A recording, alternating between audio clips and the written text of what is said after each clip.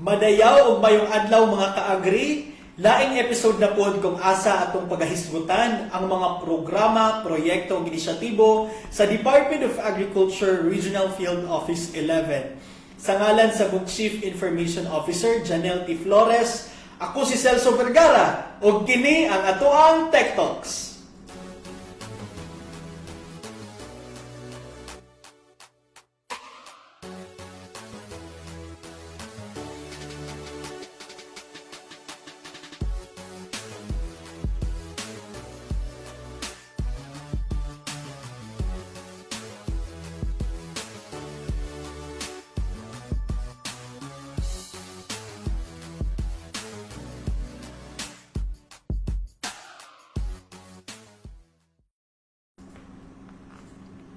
Mga kaagri sa milabay nga mga adlaw, grabe di na nato masabtan ang atong panahon. Usahay muulan, usahay grabe pud kainit, ug dili gid nato malimod ang dakong epekto niini dinha sa tuang agriculture and fishery sector. Ug timely kaayo mga kaagri kay atong mahinabit karon, i-discuss niya sa atua kung unsa bagyod ang dagan sa panahon, sa klima, unsa bay ginabuhat ni DARFO 11 kabahin niini. So akong gihisgutan mga kaagri walay lain ang Information Officer 2 sa DA AMIA 11 walay lain si Mark Jericho Ganaban. Madayaw og mayong adlaw Sir Mark. Thank you so much Sir Celso for inviting me sa ato ang programa karon diri sa Agri-Info Davao. Ug mapasalamaton usab kita Sir Mark sa imuhang mga busing nga gisugtan gyud ka nga moani diri karon aron mapaambit aning impormasyon sa AMIA. Daghang salamat kang Sir Simeon C. Fernandez, ang amo ang alternate focal. Si Ma'am Lilibet Panolino, ang amo ang project leader. Alright, daghang salamat Sir Cham o Ma'am Beth sa inyong pagpahulam kang Mark sa amo dinhi sa Agri-Info Davao. So wala na duha-duha pa Sir Mark because ganina na-mention ako daghan kay misconceptions about sa ato ang klima, about sa tong panahon. So unang-una Sir Mark, unsa man joy kalahian aning weather, unsa poy kalahian aning climate? Yes, Sir Celso, sakto kay na Sir Celso. No? So, at first we need to learn the basic concept kung unsa jud ang weather o klima. So, ang weather o panahon, mao kini ang short-term changes no sa atong atmosfera. So, mubo na yun na panahon lang mga mukawat anig oras or adlaw. Sumala kaning climate o klima, long term ni siya. So kini siya nga sitwasyon is mahangtod po ni siya sa mga around 30, at least 30 years, no? Regional ang cover niya or provincial or regional. So dako siya coverage i-compare nato sa panahon o weather.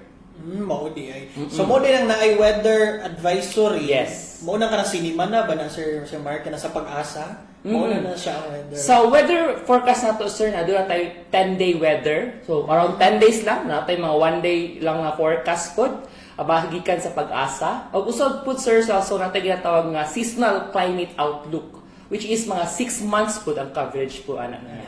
Alright. So naisigutan nato tong climate, so long term siya. Yes. So unsa man ning ginatawag pod nato nga climate change? Climate change. Sir, so ang climate change, mao kini ang pagbag-o no sa ato weather patterns. Kung niaging mga panahon, so naagi kabaguhan or disruption ang tawag ana Sir Celso. So ang climate change nagsugod kini during Industrial Revolution. Tungdaghan ang paggamit sa mga natural gases, paggamit sa mga fossil fuels, no? Natin nga ginatawag na natural variability. So mao kini ang pagbago-bago sa weather patterns pinaagi sa mga volcanic eruptions, mga natural na mga instances. But however, karon Sir Celso na ating ginatawag nga human activities. So mao kini ang mga aktibidades no na nag-push through na motaas ang carbon dioxide sa ato ang sa atong palibot. So tungod ana Sir Celso kung taas ang carbon dioxide, init ta. So natay tawag nga global warming. Mo na Yes Sir Celso. Alright, so kaning kabahin aning climate change because kato Sir Mark naanagid siya. Di na giningon nga malikayan kay aside sa human activities, naa po day mga natural calamities nga maoy naata aning climate change. So kini Sir Mark, natay two words gikan ni mismo sa inyong programa, adaptation and mitigation. Unsa man ni Sir Mark ug unsa ni siya nganong ginabuhat nato ni to address climate change? Yes, adaptation and mitigation. Actually, Sir Celso, those are the pillars of the climate resilient agriculture. So, adaptation, so mao kini ang pag-adjust, adjustment ng mga farmers nato batok sa climate change, sa impact sa climate change. So, mao kini ang proseso, no? Proseso kini sa pag-adjust o cope up sa atong mga farmers, or not just farmers, kundi kita, isip mga citizen diri sa atong kalibutan. Ang mitigation, Sir Celso, maupod kini ang paglikay or pagpaubos sa mga carbon emissions. Pagpalikay sa mga basura, paglikay sa pagsunog, tanan means of reduction or reduce sa ato ang mga sa carbon emissions, carbon emissions. Alright. So, two words no dago kay Sir Mark, adaptation ug mitigation. Bali, kung mo adapt meaning mo adjust ta. Opo. Ang mitigate ato ang para mas mapahinay nato nga grabe na tong contribution sa climate change, so unsa tong pwede buhaton. Apan napay isa ka one word, Sir Mark, kani ana ka ganina climate resilient agriculture, CRA. Kung may kag-resilient, unsa man ang resilient, Sir Mark? Yes, no, daghan ng istorya ng resilience, Sir Celso, na-circulate na narrative sa ato ang media. No? Na ang resilient, yung matod pa sa uban, mo ni magkatawa o mag-smile ang mga Pilipino, no? Batok sa katalagman or despite sa katalagman. But, hinoon, Sir Celso, among buot pa sa any resilient ni ini is makabarog ang atong mga farmers o fisher folks gikan sa mga impact sa climate change. Yes, Sir Celso. Mo kini ang transformative na pamaagi nato para atong ma-achieve ang productivity despite sa climate change na nahitabo karon sa ato ang palibot. So balik kadalasan gid kayo, Sir Mark, no, ang mao na badunggan ako usahay nga nakita nato tong bata dito nag-smile nag-swimming sa baha. Wayon din tagala resilient gid ang mga Pinoy. So dili jud na meaning sa resilient, Sir Mark. So matod ka sa imuha, makabarog ka sa imuhang own capacity, normal capacity from the disaster nga imuhang experience. So mo na resilience. So dinita, Sir Mark, sa AMIA 11, unsa magi purpose ni aning programaha dinhi sa Department of Agriculture? So, ang AMIA program, o ginatawag na Adaptation and Mitigation Initiatives in Agriculture, ay isa kanika programa ni Department of Agriculture sa pag-address sa negative impact sa climate change diri sa ato ang region or diri sa tibuok Pilipinas.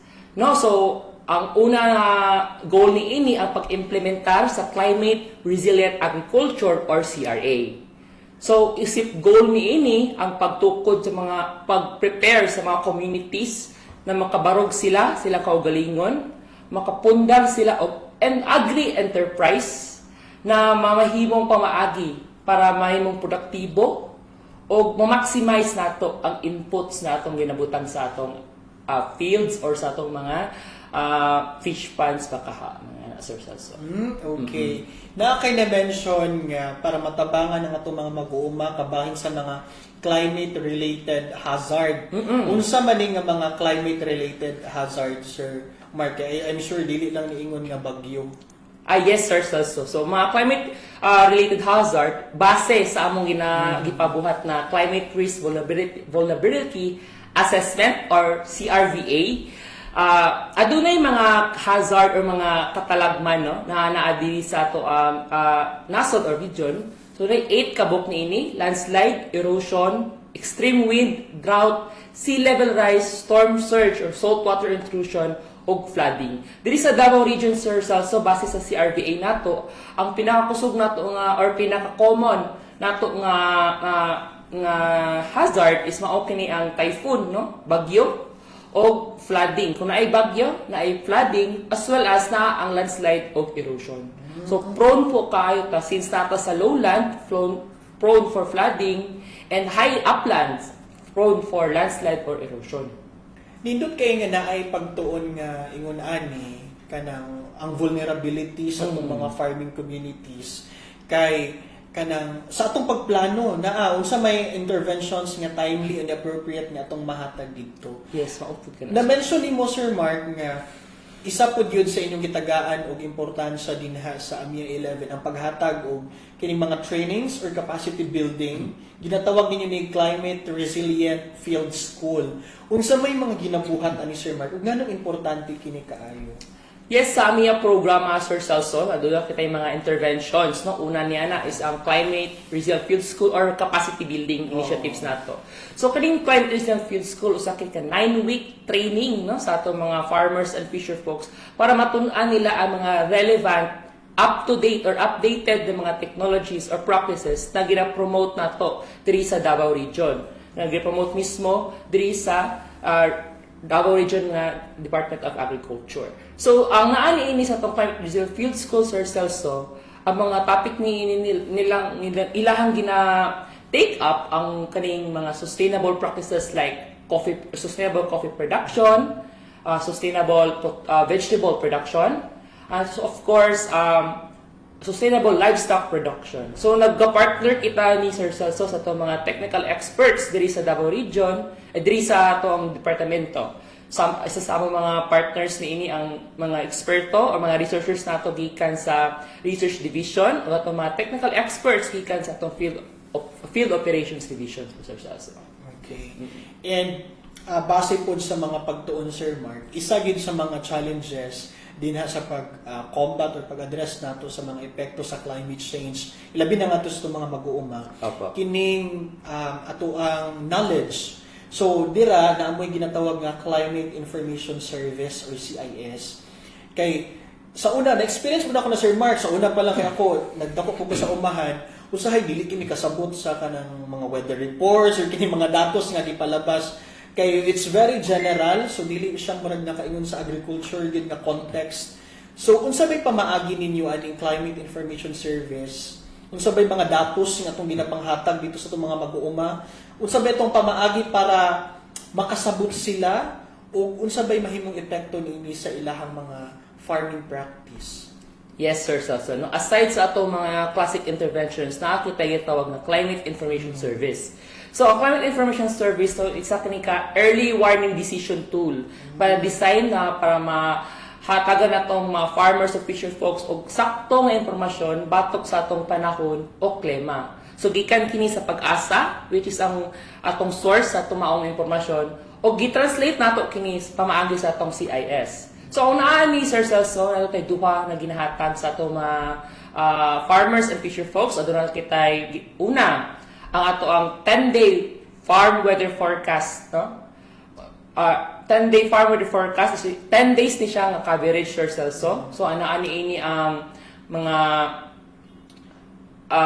rainfall advisories, dry days, ani diri ang mga suggested na mga climate resilient agriculture practices. So, niya po diri ang mga average temperature, wind speed, o cloud cover.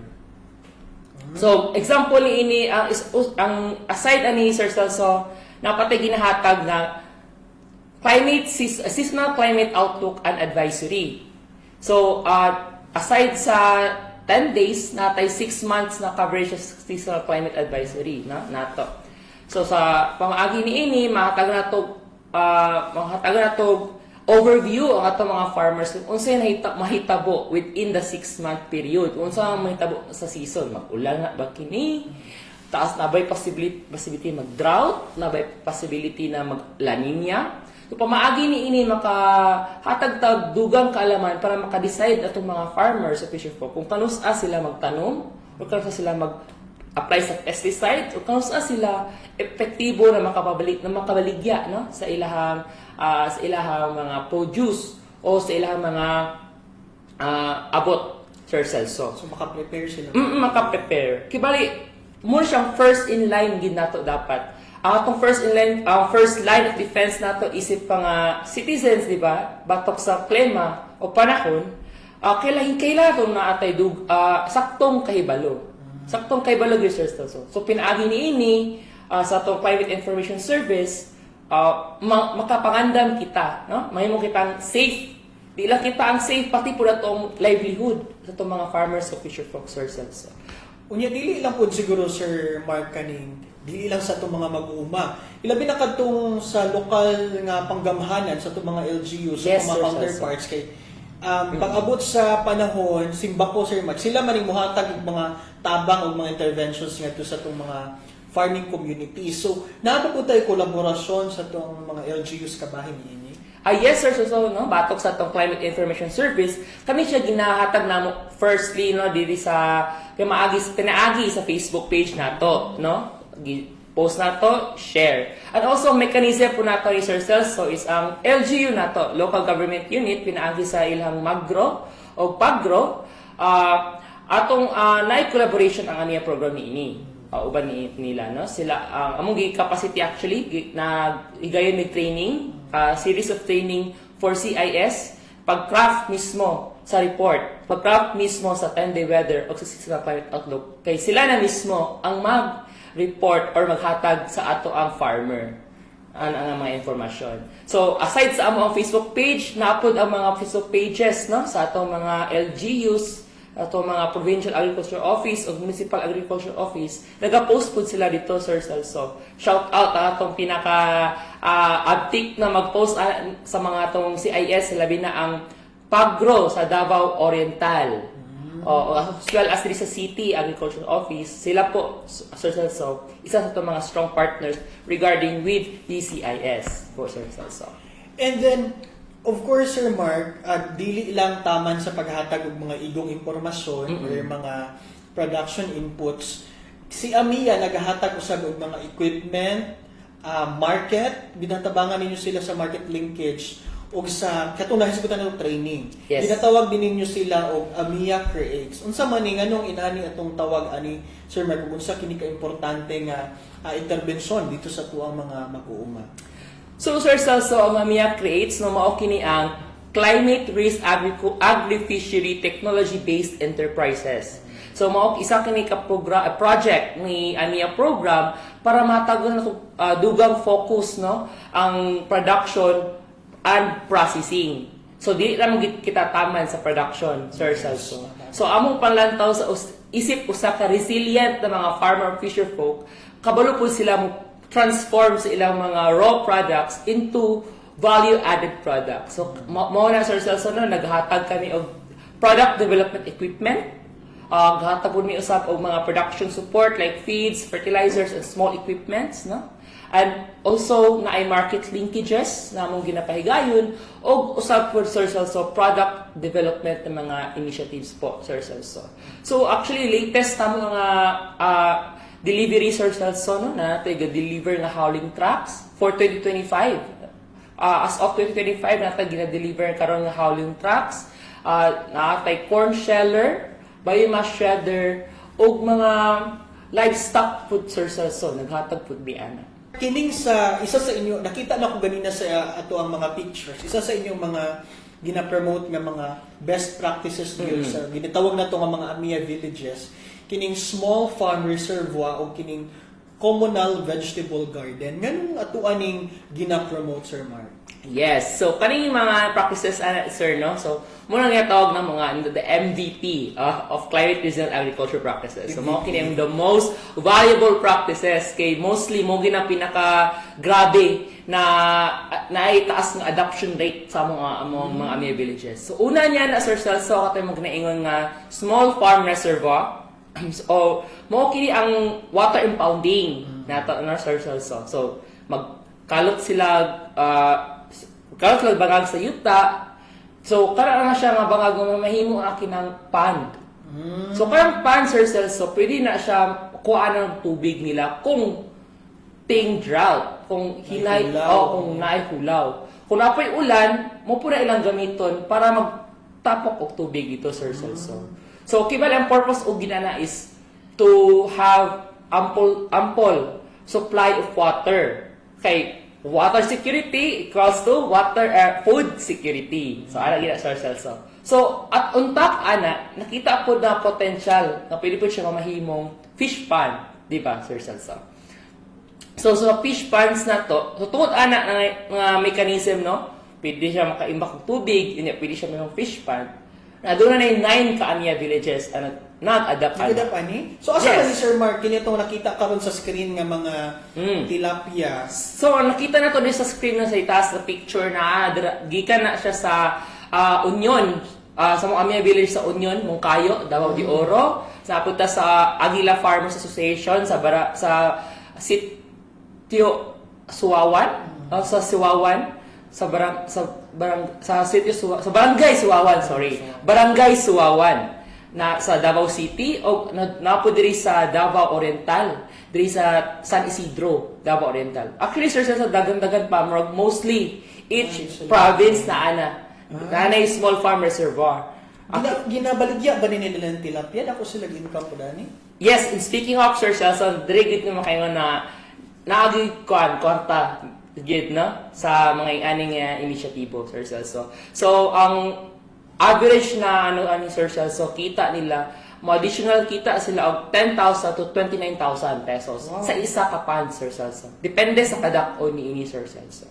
Yang ilaha man itong purpose lang no kay mag-store lang Store ng og tubig. Oo. Yeah, karon na nahimo nilang kanang pangano additional Yes. income. O siya time deposit. Oh, Oo. Time deposit. Pero at least makatabang gid siya nga time deposit no kay di ba ang mga tubig sa fish pan na pwede additional nutrients which is magamit po na sa sa tumakat mga tanong.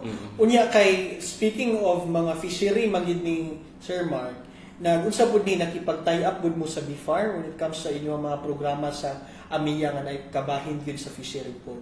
Yes, actually, Sir Celso, no, na at a close relationship with BIFAR 11 and BIFAR NMC, as well as the provincial fishery office no sa atong mga local government unit. Kay yes sir, so kailangan nato mutap sila ha para maatay dugang expert knowledge no para masakto ginato nga atong intervention sir Celso. So aside sa small farm reservoir Sir Celso no nadto na kitay communal vegetable garden. So kini Sir Celso produkto kini sa atong climate resilience field school Sir Celso. So isip promotion nato no sa food security or local food. Ang kaning communal vegetable garden pimaagi kini para makaproduce kita og mga maayong nga pagkaon no, so mga maayong gulay nga locally sourced o locally grown po Sir Celso. So diri sa Davao region no anay upat na ka-Amiya villages ang adapt niini. Establish Yes. na communal vegetable garden. Yes po. And isa pa gyud ka best practice nato Sir Mark no katong Itik Pinas inyo na pag-integrate sa Amiya 11? Yes sir, Celso no naatay Itik Pinas production, yes. Especially ni sa itong mga Amiya rice-based ecosystem dato Sir Celso sa Davao del Norte. If not mistaken, first ang nag-adapt si Bido Parwa, si Barolio Iduhali, Organic Producers and Rural Workers Association. No, sila ang adunay unay Itik Pinas na production na ginasuportaan ni Amiya program pamagi sa pag-atag og feeds, ang ana Sir Celso o mga dugang kaalaman po regarding sa Itik Pinas. Actually for next year 2026, may expand pa kini sa ubang kasigbit na Amiya villages. In fact, na upat ka buok na Amiya villages na among gi-capacitate kamulo karon Sir Celso. Kamulo pa na mo gina-evaluate gina-capacitate para mo adapt sa Itik Pinas production. So ganina mga tilapia, karon na pud sure ko balot gid ni ba? Yes, Sir Celso. Ang target actually ani Sir Celso is first good ani is ang balot production and followed by meat production. All right. So nindot kaayo nga naay mga inani no kung buto na unaon mga kaagri kaning dali ra gini siya buhaton sa to ang mga komunidad no kung ato yung naay more unity ug koordinasyon sa mga tagsa ka komunidad. So Sir Mark, kini nga mga best practices na mention mo ganina kanang daghan-daghan ang mga villages na nag-adapt ani. Apan sa kinatibuk-an dinhi sa Davao region, pila na pagyud ka buok Amiya village o unsa na ba kadaghan ang atong mga farmers nga nag-engage ni ini. And so far, sure ko na adtuan naman gid ninyo sila. Unsa bang impact so far nga nakita nato dinha sa komunidad pinaagi sa Amiya program? Sir Celso, no, sa Dibukan sa Davao Region, andun lang kita 18 ka-AMIA villages, no? 20 ka-farmer association or cooperatives, na tayo 18 usab ka-barangay nga saklaw ni ini, o nagreserbisyo na kita og 1,622 farmer partners, Sir Celso. So, ubay-ubay na gid ang atong lakang, no, sa AMIA village, sa AMIA program diri sa Davao Region. Well, in fact, no, Sir Celso, dakong kalipay namo, Sir Celso, nga positive nagadawat ang atong mga farmer partners sa maong programa kay patud pa nila mismo sa kanilang words o gikan sa mga interviews nga dako daw kining tabang labi na pagkombat daw nila sa klima kay di sila gidang kasinatian di gid nila ma-sure jud, no, ang atong klima say managi nagi malugi pero pemangis kong programa natudloan daw sila, no, saan pagdaghan sa ilang abot pa saan epektibo pa daw sa ilang pag-agrikultura para pod, no, dako ilang income, which in fact ni income yun sila, Sir Celso. So actually, Sir Celso, napatay isa nga practices, no, kat mao kini ang bangus production. So nagtap ko ni bangus production. Yes, sa San Isidro, Davao Oriental. Where in fact nakabat sila around 500,000 last na cropping 2024 nila nga harvest, Sir Celso. So naana gid, Sir Celso, no, ginatabangan ni AMIA program. So napansin po siguro, Sir Celso, dagan-dagan man sila na hatag na intervention mo sagol, di ba? Or halo-halo, mix. Pero it's because, Sir Celso, kani siya nga mga intervention, dili na mo ni siya ihatag kung dili pod needed ni farmer association or cooperative. Natagiyataw nga tailor-fit intervention, Sir Celso. So, tailor-fit, in a sense, magbase kita una silang climate risk. So, base sa result sa CRVA, kung unsa ilang climate risk, kung unsa sila ka-capable or ilang adaptive capacity, kung sila ilang strength o ilang weaknesses. So, dira, Sir Celso, mabutang na namo kung unsa ilang intervention. Of course, through consultation sa atong mga farmer partners, nakuha po namo unsa ilang gusto. So, mostly, na gusto nila is for production na atong i-include. Of course, aside sa production, amo gini-insert ang product development, Sir Celso. Okay, yes, di lang ta mag-stop sa pag-produce or also po mo punta sa atong product development. Pagbuhat kita po bagong product. Mga value added. Yes, value added, Sir Celso. Mag-trend na po na karon na atong gisakyan karon sa atong programa. Yan, indot kay na, Sir Mark, tama tayo mag-ingon nga ko, no? Dapat tailor-fitting. Appropriate balik kay, timely and appropriate kay. Kapila na gina ko ni gibalik-balik mga ka-agree nga. Dapat ang atong mga intervention sa ginatag sa itong mga farmer, katudyong mga haom sa ilahaw o sa ilahang komunidad, kay para dili masayang, kay sayang kay madaot ra na dito niya.